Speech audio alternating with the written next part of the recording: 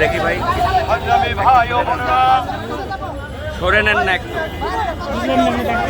সরে নেন। আবার কথা বলতেছেন, নিতে বলতেছেন না।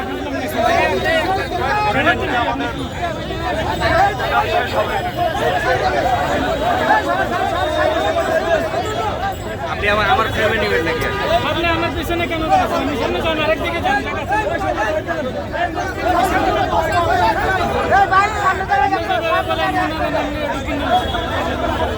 আমরা বালবালাই যাই।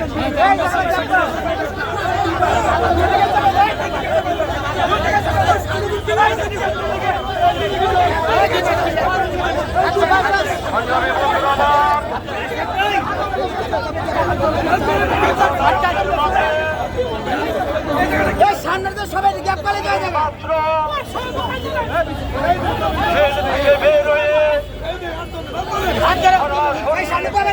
সামনে লুকিং করে সামনে লুকিং করে আরে সাইড থেকে করেন না, আপনি সেতু আসেন।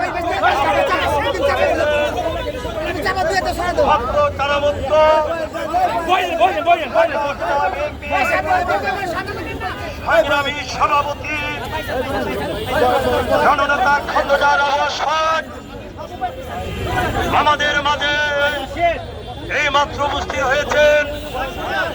আমরা সকলেই ঢাকা জেলা বিএনপির পক্ষ থেকে তাকে আন্তরিক এবং অভিনন্দন জানাই।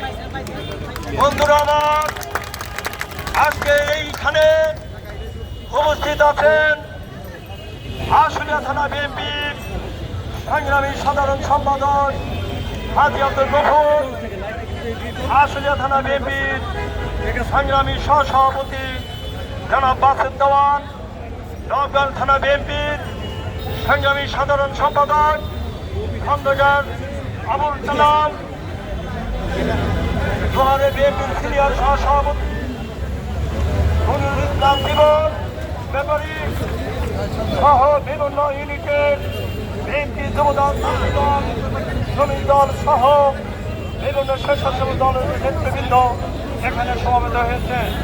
বন্ধুরা আমার, আপনারা জানেন এই স্বৈরাচারী শেখ হাসিনা সরকার ঢাকা জেলা বিএনপি খন্দকার আবু আসফাক ভাইকে কেন ভয় পান? উনি জানেন এই ঢাকা জেলা বিএনপি অত্যাচার আবু আসফাকের নেতৃত্বে ঐক্যবদ্ধ এবং সুসংগঠিত। উনি যদি জেলের বাইরে থাকেন তাহলে উনি আন্দোলন সংগ্রামে এই স্বৈরাচার শেখ হাসিনা সরকারের বিরুদ্ধে আন্দোলন করবে। এই ভয়ে আতঙ্কে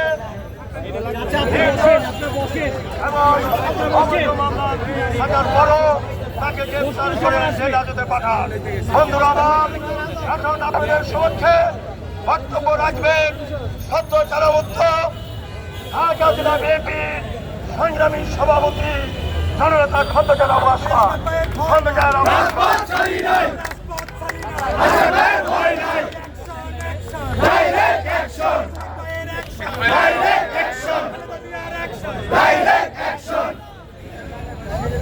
উপস্থিত ঢাকা জেলা বিএনপির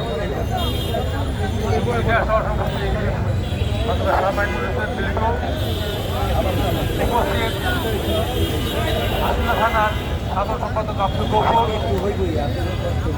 রংপুর থানার সাধারণ সম্পাদক সালাম, উপস্থিত ঢাকা জেলা বিএনপি বিভিন্ন পর্যায়ের নেতৃবৃন্দ, ঢাকা জেলা বিএনপি অঙ্গ সংগঠনের নেতৃবৃন্দ, সিনিয়র জয়েন্ট সেক্রেটারি ইউনুস খান,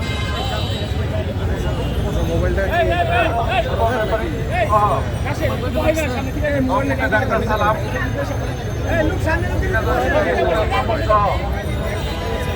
ঢাকা জেলার বিভিন্ন পর্যায়ের নেতৃবৃন্দ, আসসালামু আলাইকুম। আমি প্রথমে ভক্তি আদায় করি পরম করুণাময় আল্লাহর কাছে, আল্লাহর অশেষ মেহেরবানিতে আর আপনাদের সকলের দোয়ায়, সকলের সহায়তায় আজ আমি এই স্বৈরাচার শেখ হাসিনার ক্ষুদ্র কারাগার থেকে বৃহৎ কারাগারে এসেছি।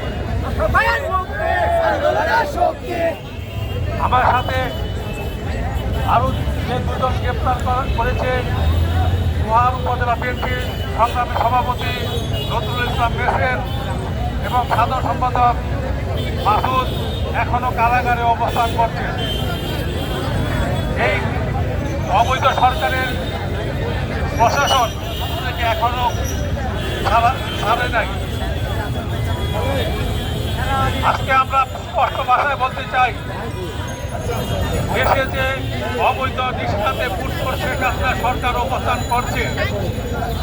আপনারা দেখেছেন গত 7 তারিখে 4-5% লোক ভোট দিতে যায় নাই। সেদিন দেখেছেন আমাদের প্রিয় নেতা দেশ নায়ক জনাব তারেক রহমানের একই আহ্বানে সারা দেশে লোক ভোট বর্জন করেছে। ওনার এক আহ্বানে 95-96% লোক ভোট বর্জন করেছে। বর্তমান সময়ে পৃথিবীর সবচেয়ে জনপ্রিয় নেতা জনাব তারেক রহমান।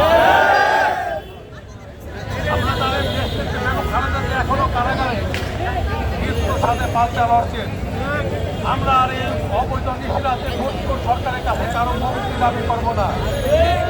আমরা আগামী দিনের দেশ নায়ক জনাব তারেক রহমানের আহ্বানে আন্দোলন সংগ্রামে শরীর হয়ে দেশনেত্রী বেগম খালেদা জিয়াকে মুক্ত করবো। আগামী দিনে রাষ্ট্রনায়ক জনাব তারেক রহমানকে দেশে ফিরিয়ে আনবো। মানুষের ভোট অধিকার ফিরিয়ে দিব, দেশের মানুষের গণতন্ত্র ফিরিয়ে দিব ইনশাআল্লাহ। আজ আমাদের মহান নেতা স্বাধীনতার ঘোষক শহীদ রাষ্ট্রপতি জিয়াউর রহমানের ৪৭তম শাহাদাত বার্ষিকী। আমরা ঢাকা জেলা বিএনপি সবগুলো ইউনিট যথাযথ মর্যাদায় বৃহৎ আকারে আমরা সবগুলো ইউনিটে এই শাহাদাত বার্ষিকী পালন করতে আমরা করুণাময় আল্লাহর কাছে দোয়া করব, আল্লাহ যেন আমাদের প্রিয় নেতাকে ব্যস্ত নসিব করবে।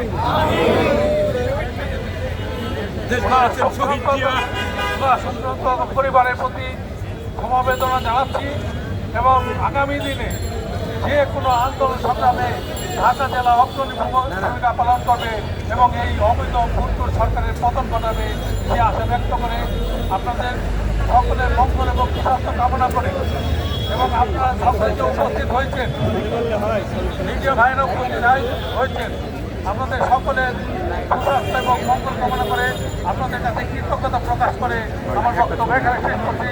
খোদা হাফেজ। বাংলাদেশ জিন্দাবাদ, বাংলাদেশ জাতীয়তাবাদী দল জিন্দাবাদ, শহীদ জিয়া অমর হোক, দেশনেত্রী বেগম খালেদা জিয়া জিন্দাবাদ। ঢাকা